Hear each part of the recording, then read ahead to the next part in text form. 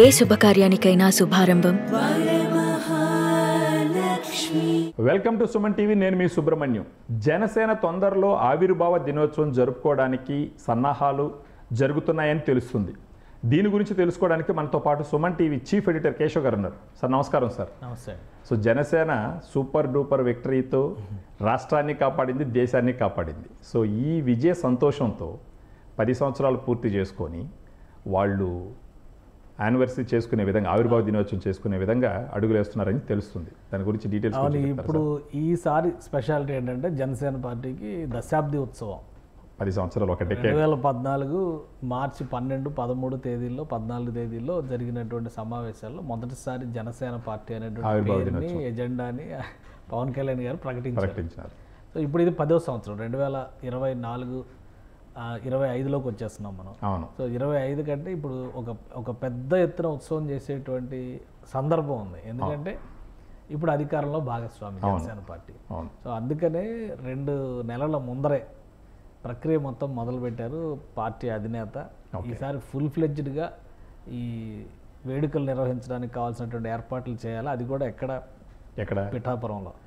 Super. ఆయన సొంత నియోజకవర్గం. ఎక్సలెంట్. ఆల్రెడీ దీనికి సంబంధించి ఎమ్మెల్సీ హరిప్రసాద్ గారికి తగిన డైరెక్షన్స్ ఇచ్చారు. ఆయన ఒక ప్రతినిధుల బృందంతో ఈ వారం పర్యటించారు పిఠాపురంలో. పిఠాపురంలో భారీ ఎత్తున ప్లేనరీ నిర్వహణకి, జనసేన పార్టీ ఆవిర్భావ సభ ప్లేనరీ నిర్వహణకు అనువైనటువంటి ప్రదేశాన్ని అన్వేషిస్తున్నారు. త్వరలోనే దానికి సంబంధించినటువంటి డీటెయిల్స్ బయటకు వస్తాయి. ఆయనతో పాటు హరిప్రసాద్ గారితో పాటు సీనియర్ లీడర్స్, పార్టీ కార్యాచరణకు సంబంధించి కార్యక్రమ నిర్వహణ కమిటీకి సంబంధించినటువంటి ప్రతినిధులు, లోకల్గా పిఠాపురం నియోజకవర్గంలో జనసేన పార్టీ తరఫున యాక్టివ్గా ఉన్నటువంటి నాయకులు, వీళ్ళందరూ కలిసి ఈ ఏర్పాట్లో ఉన్నారు. ఎందుకు అంటే ఈసారి మొదటిసారి అధికారంలో ఉండడం, రాష్ట్రంలో ఉన్నటువంటి 2 చట్టసభల్లో ప్రాతినిధ్యం వహిస్తుండడం, అలానే కేంద్రంలో లోక్సభలో 2 స్థానాల్లో ఉండడం. ఈ అంశాన్ని దృష్టిలో పెట్టుకొని ఈసారి ముందుగానే జనసేన పార్టీ దానికి కావాల్సినటువంటి ప్రణాళికని సిద్ధం చేస్తుంది. మార్చి 12, 13, 14 తేదీల్లో పిఠాపురంలోనే జరుగుతుంది. లొకేషన్ పిఠాపురంలో ఎక్కడ అనేది త్వరలో క్లారిటీ వస్తుంది. బట్ పిఠాపురంలో జరగడం అనేటువంటి విషయం మాత్రం పక్కా అయిపోయింది. అధినేత ఇచ్చినటువంటి డైరెక్షన్స్ మేరకు దానికి సంబంధించి ఒక టీం ఆల్రెడీ వర్క్ చేయడం మొదలుపెట్టింది. అంటే ఇంకా 2 నెలల సమయం ఉంది.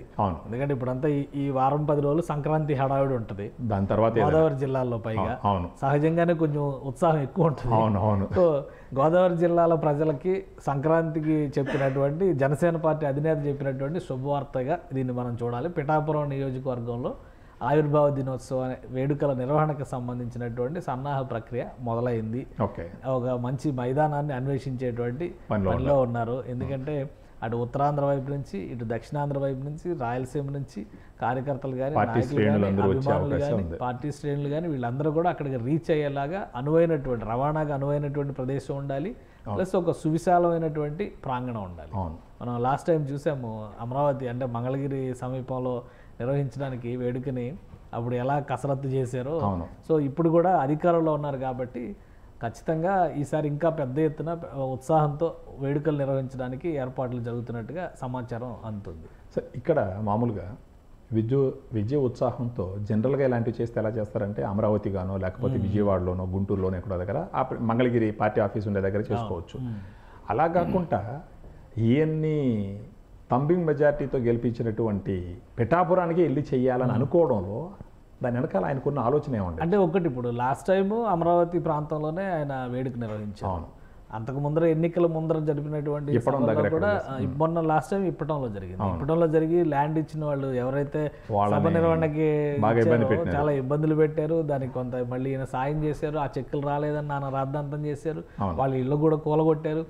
ఇప్పటం స్టోరీ ఏమైంది అనేది ఇప్పుడు మళ్ళీ చర్చకు వచ్చేటువంటి సందర్భం అన్నమాట ఈ ఆవిర్భావ సభ సందర్భంగా. అయితే ఈసారి ప్రత్యేకంగా ఫోకస్ పెట్టడానికి, పిఠాపురంలోనే ఫోకస్ పెట్టడానికి ఏంటంటే ప్రతి కార్యక్రమానికి కూడా ఆయన పిఠాపురాన్ని తన అడ్డాగా చేసుకునేటువంటి ప్రయత్నం, అది కేర్ ఆఫ్ అడ్రస్గా మార్చుకున్నారు పవన్ కళ్యాణ్ గారు.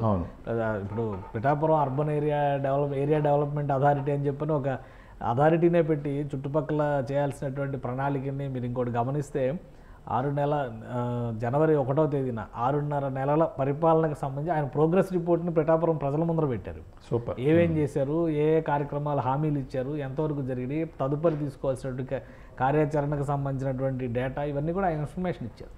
ఇప్పుడు వచ్చేసరికి ఏమవుతుందంటే పార్టీకి సంబంధించినటువంటి ఒక ప్రతిష్టాత్మకమైనటువంటి కార్యక్రమం కాబట్టి తన సొంత నియోజకవర్గంలో నిర్వహించడం ద్వారా స్థానికంగా ప్రజానీకంలో కానీ వాళ్ళలో ఉత్సాహం నింపేటువంటి ప్రయత్నం. ఎందుకంటే లాస్ట్ టైం 2 చోట్ల పోటీ చేసినా కానీ ఒక చోట గెలవని పరిస్థితి వచ్చింది. ఈసారి ఒకే చోట 70,000 ఓట్ల మెజారిటీ వచ్చింది.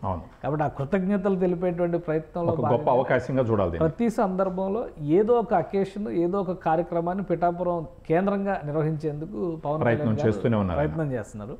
ఇప్పుడు అందులో భాగంగా ఒక అడుగు ముందుకేసి యానివర్సరీ అనేసరికి ఆ జోష్, ఆ ఉత్సాహం వేరేగా ఉంటుంది. పైగా అధికారంలో ఉన్నాక జరుపుతున్నటువంటి మొదటి వేడుక ఇంకా గొప్పగా ఉంటుంది కాబట్టి ఇంకా గొప్పగా ఉంటుంది. అందుకనే మంచి లొకేషన్ సెలెక్ట్ చేయమన్నారు. దానికి కావాల్సినటువంటి కమిటీల నియామకానికి సంబంధించినటువంటి కసరత్తు ప్రారంభించారు. స్థానికంగా పిఠాపురంలో ఉన్నటువంటి నాయకులు, శ్రేణులు ఎవరెవరిని ఇందులో భాగస్వాములు చేయాలో దానిపైన అన్వేషణ మొదలుపెట్టారు. కార్యక్రమ నిర్వాహక కమిటీ చైర్మన్ ఆయన కూడా హరిప్రసాద్ గారితో పాటు అక్కడికి వెళ్ళారు. సో ఒక క్షేత్ర పర్యటన, ప్రైమరీ విజిట్ అనేది కంప్లీట్ అయింది. బహుశా ఏ ప్రాంతం అనువుగా ఉంది అనే దాని మీద ఒక సమీక్ష జరిగిన తర్వాత మిగిలిన నాయకులు కూడా సందర్శించి ఫైనల్ చేస్తే కనుక 2 నెలల సమయం ఉంది కాబట్టి మరింత ఎక్కువ ఉత్సాహంగా ప్రణాళికని అమలు చేయడానికి అవకాశం ఉంటుంది. మార్చి 12, 13, 14 3 రోజుల పాటు అక్కడ ప్లేనరీ కూడా నిర్వహిస్తారు. యానివర్సరీ అంటే మామూలు వార్షికోత్సవ సందర్భంగా సభా కార్యక్రమం అనేది ఆనవాయితీగా చేస్తుంది. దాంతోపాటు ప్లేనరీ కూడా నిర్వహించి పార్టీకి సంబంధించినటువంటి నిర్ణయాలు, దానికి సంబంధించినటువంటి ఎజెండా, వాటి తీర్మానాల అమలు, తీర్మానాల ప్రకటన, వీటికి సంబంధించి చాలా కమిటీలు కూడా నియమించాల్సి ఉంటుంది. సో ఆ ప్రాసెస్ అంతా కూడా స్టార్ట్ అయిపోయింది. 3 నెలల ముందరే ఒక ప్రాసెస్ మొదలుపెట్టారు. సో ఫస్ట్ స్టెప్ స్థల పరిశీలన, అది కూడా జరిగింది. అక్కడ నుంచి ఏ ప్రదేశం అనువుగా ఉందనేది ఎంపిక జరిగితే కనుక నిర్వహణ కమిటీలను ఏర్పాటు చేసేటువంటి అవకాశం ఉంటుంది. మేనిఫెస్టోలకి ఎట్లయితే ఎలక్షన్స్ టైంలో మేనిఫెస్టో కమిటీ ఇవన్నీ ఎలా వేసుకుంటారో ఇప్పుడు సభా నిర్వహణకు సంబంధించి కూడా వార్షికోత్సవ కమిటీలు వేస్తారు. ఆ కమిటీలు అవసరాలను బట్టి పార్టీ తీసుకోవాల్సినటువంటి తీర్మానాలు, ఈ కూటమి ప్రభుత్వం వచ్చిన తర్వాత అప్పటికి వచ్చేసరికి దాదాపు 8-9 నెలల పరిపాలన పూర్తవుతుంది.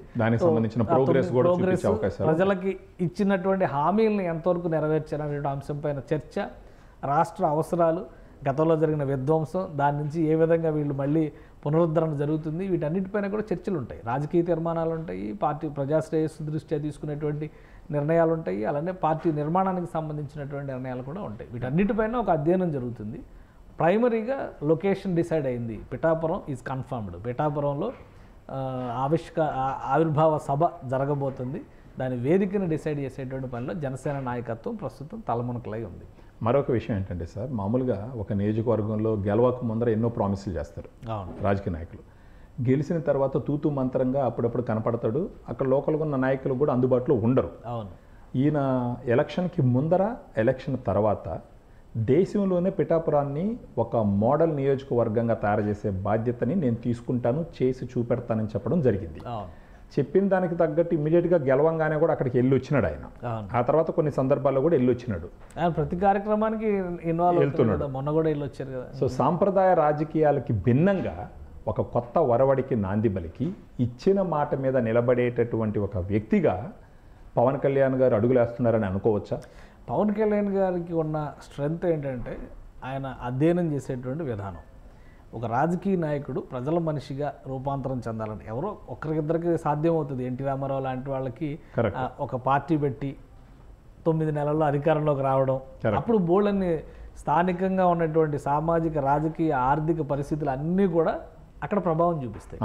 కానీ అంతకంటే క్లిష్టమైనటువంటి సందర్భాలు, అంటే బలమైనటువంటి వ్యక్తులు, ప్రత్యర్థులు ఉన్నటువంటి సందర్భంలో కూడా ఒక రాజకీయ పార్టీని నిలబెట్టుకోవడం అనేది చాలా సంక్లిష్టమైనటువంటి చర్య. అందుకనే ఆయన పదే అధ్యయనం చేస్తూ ఉంటారు. కాబట్టి అనేక మంది, పైగా ఆయన చాలాసార్లు చెప్పారు, నాకు ఆటోబయోగ్రఫీస్ అంటే ఇష్టం, వాళ్ళు ఎలా స్ట్రగుల్ అయ్యారు, ఎలా నిలబెట్టుకున్నారు అనేది. ఇప్పుడు ఆయన స్ట్రగుల్ కూడా అంతే.